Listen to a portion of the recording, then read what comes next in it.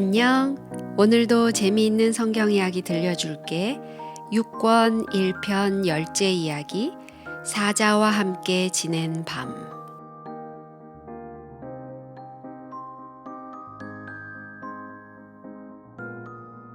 바벨론을 점령한 메데 바사는 이후 페르시아 제국으로 불렸어요. 그들은 다니엘을 그의 집에서 발견했지만 죽이지는 않았어요. 다니엘이 바로 얼마 전에 바벨론에서 세 번째로 높은 자리에 앉게 되었다는 사실을 알면서도 오히려 그를 다리오 왕 앞으로 데리고 갔어요. 다리오 왕도 이미 오래전부터 느부갓네살의 국무총리였던 그 유명한 히브리 노예 다니엘에 대하여 들어왔을 거예요.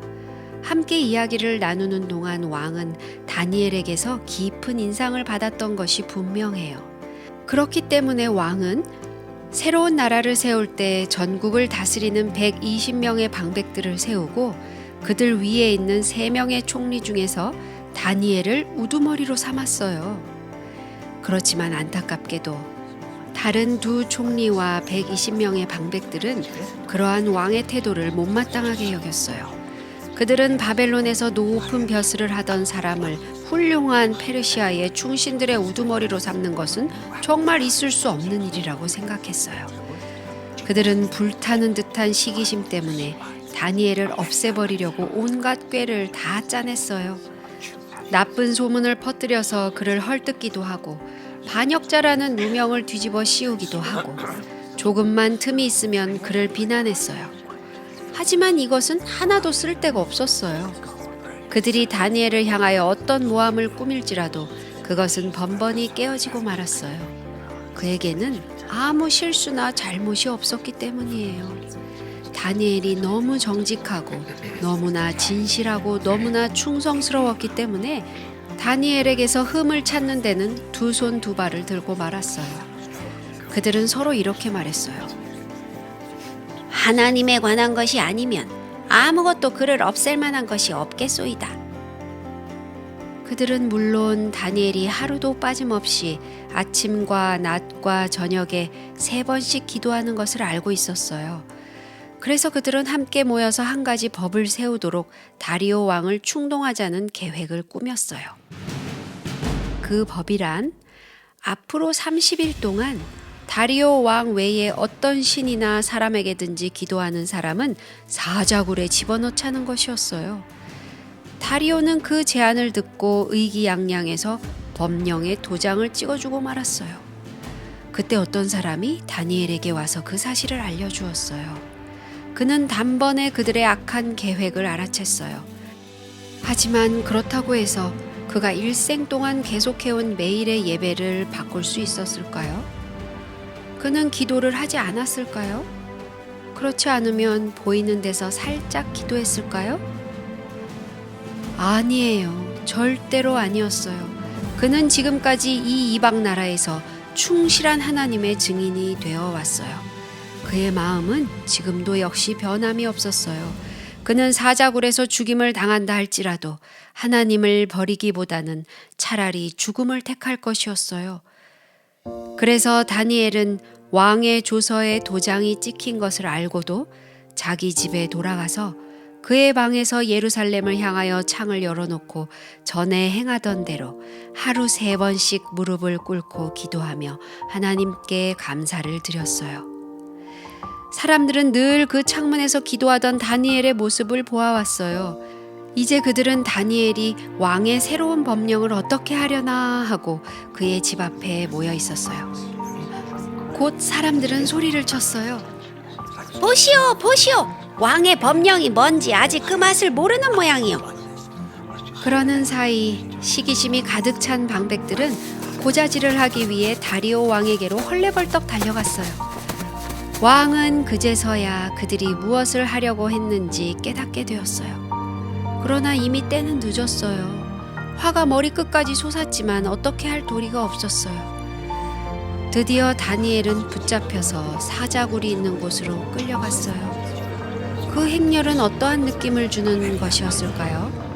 나이 많은 선지자 다니엘을 앞세우고 방백들과 많은 군인들이 그 뒤를 따라갔어요.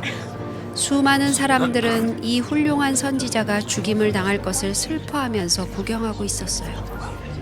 그러나 다니엘은 하나님께 대한 흔들리지 않는 믿음으로 아무렇지도 않게 발걸음을 옮겼어요. 구레의 문은 열렸어요. 다니엘은 성큼성큼 그 안으로 들어갔어요. 그런데 참 이상한 일도 다 있네요. 굶주린 사자들이 그를 물어뜯을 생각을 하지 않는 것이었어요. 물기는커녕 다니엘이 무서운 듯이 슬금슬금 피해가는 것이었어요.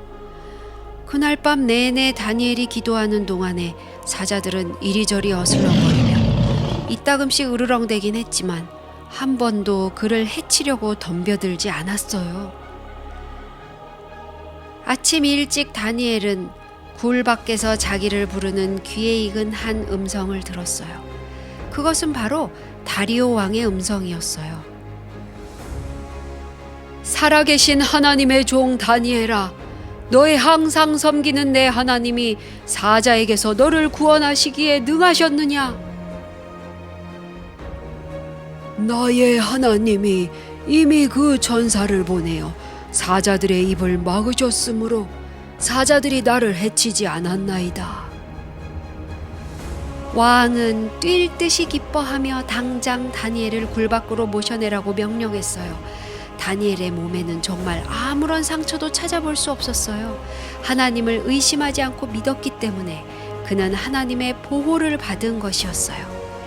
사자들이 배가 고프지 않았기 때문에 다니엘을 건드리지 않았다고 말하는 사람들이 혹시 있을지 모르겠네요. 하지만 정말 그렇지 않았어요. 사자들은 배부른 게 아니었어요. 다니엘을 모함한 사람들을 사자굴 속에 집어던졌을 때 너무나 끔찍한 광경이 벌어졌거든요. 사자들은 그들의 몸이 땅에 떨어지기도 전에 움켜버리고 순식간에 갈갈이 찢어버리고 말았어요. 다리오 왕은 그날 밤에 있었던 일로 크게 감동을 받고 백성들에게 특별한 명령을 내렸어요. 내가 이제 조서를 내리노라. 이 나라의 백성들은 모두 다니엘의 하나님을 섬길지니 그는 사시는 하나님이시요 영원히 변치 않으실 분이시도다. 그는 구원하기도 하시며 건져내기도 하시며 하늘에서든지 땅에서든지 이적과 기사를 행하시는 자로서 다니엘을 구원하여 사자의 입에서 벗어나게 하셨음이니라. 이 놀라운 기별은 수백 년을 걸쳐서 우리에게까지 내려왔어요. 왜냐하면 다니엘의 시대에 계셨던 하나님께서는 지금도 역시 살아계시기 때문이에요. 영원히 변치 않으시는 하나님께서는 지금도 그분을 믿고 의지하는 사람들을 구원하시고 건져주신답니다.